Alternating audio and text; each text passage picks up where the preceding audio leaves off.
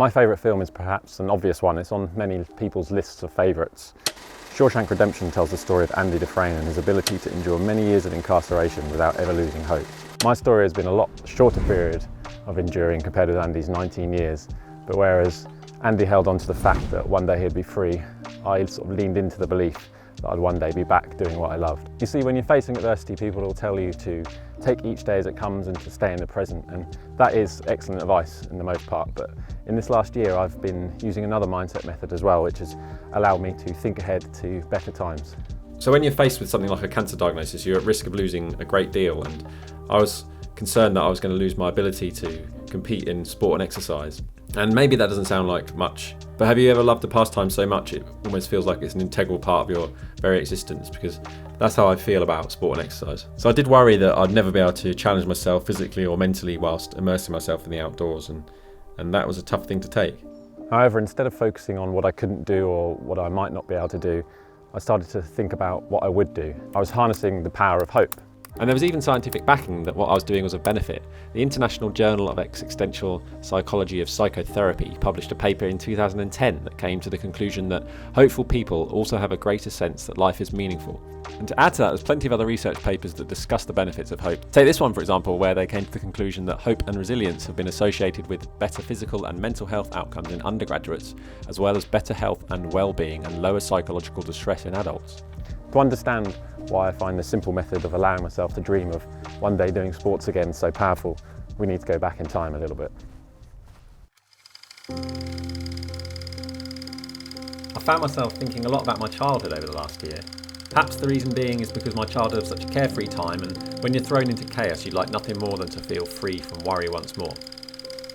I was very fortunate to have a great upbringing surrounded by countryside and the ability to explore the outdoors. And what's interesting to me is that a lot of my childhood memories involved sport and exercise.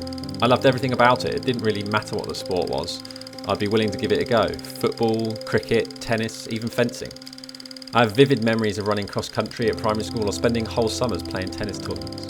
I even wanted my sleeping hours to be filled in some way by my love of sport and tried painting my room to look like a Wimbledon tennis court. It turned out more lime green than the colour of Wimbledon grass, but I liked it. You can't be serious, man. You cannot be serious! I haven't been up here for so long. This used to be part of my regular running route.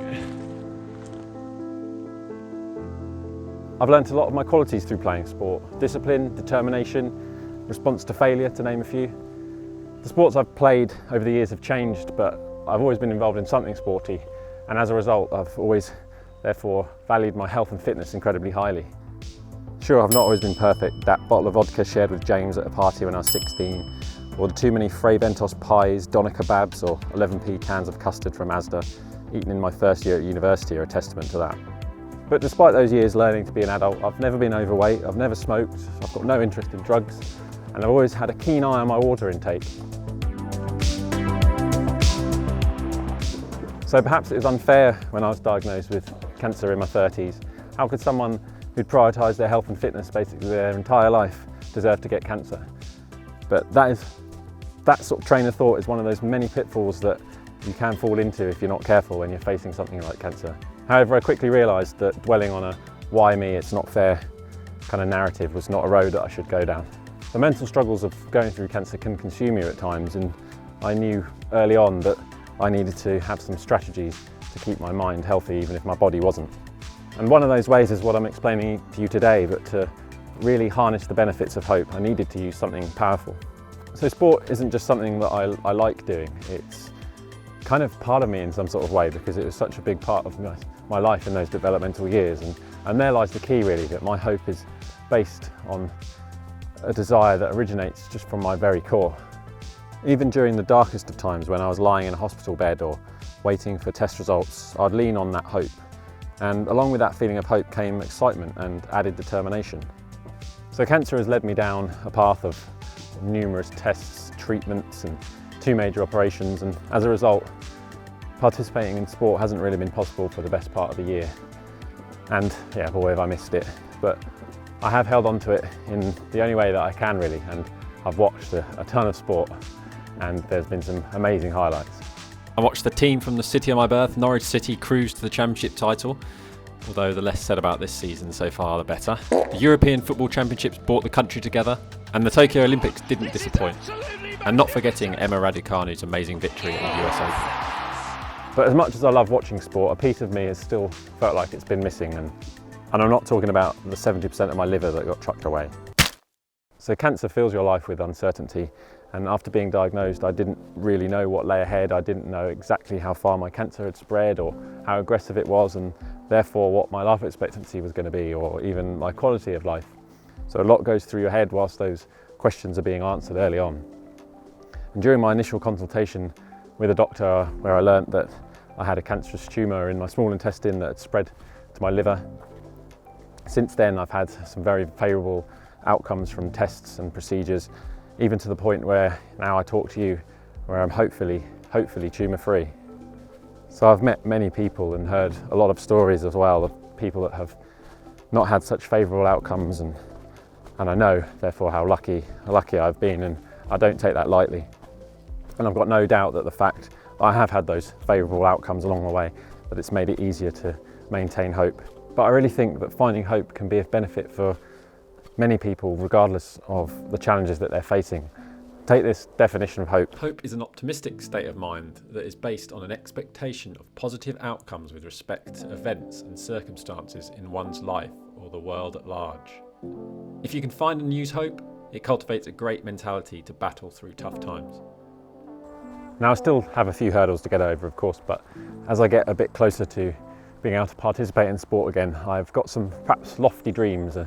Maybe you could say I've got a new hope. Competitive sport prior to cancer involved running up and down mountains, jumping over walls, wading through mud and pushing my body to flirt with its physical and mental limits. Will I ever get back to the levels of performance I was at, which were obviously nothing spectacular, but were enough to make me feel like an athlete? Now I'm still going to be receiving treatment for my cancer until at least the summer of next year. That's the plan at the moment anyway. And that's even if my next scan shows that I do have no tumours. So treatment for me is an injection that I have every 4 weeks, which at first I had some side effects from, but now the side effects are fairly minimal.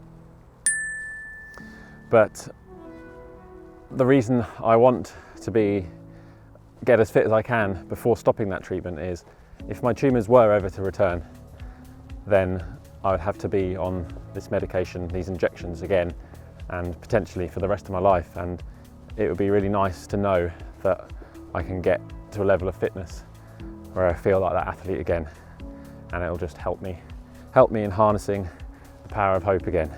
So that's my story of how I have and plan to use hope to drive me on. And in fact, I intend on becoming the best athlete version of myself that I've ever been. And I'm not afraid to let myself think ahead to that. Perhaps you can take something from this. Maybe you can relate closely to my experience, or is it that you could use hope in different areas of your life?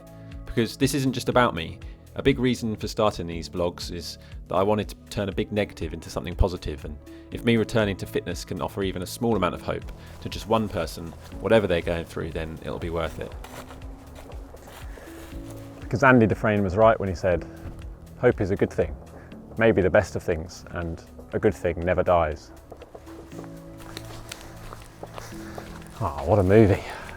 Might go watch that actually. Yeah, why not? Shawshank Redemption for the 50th time. I think so. Quite a good idea to me.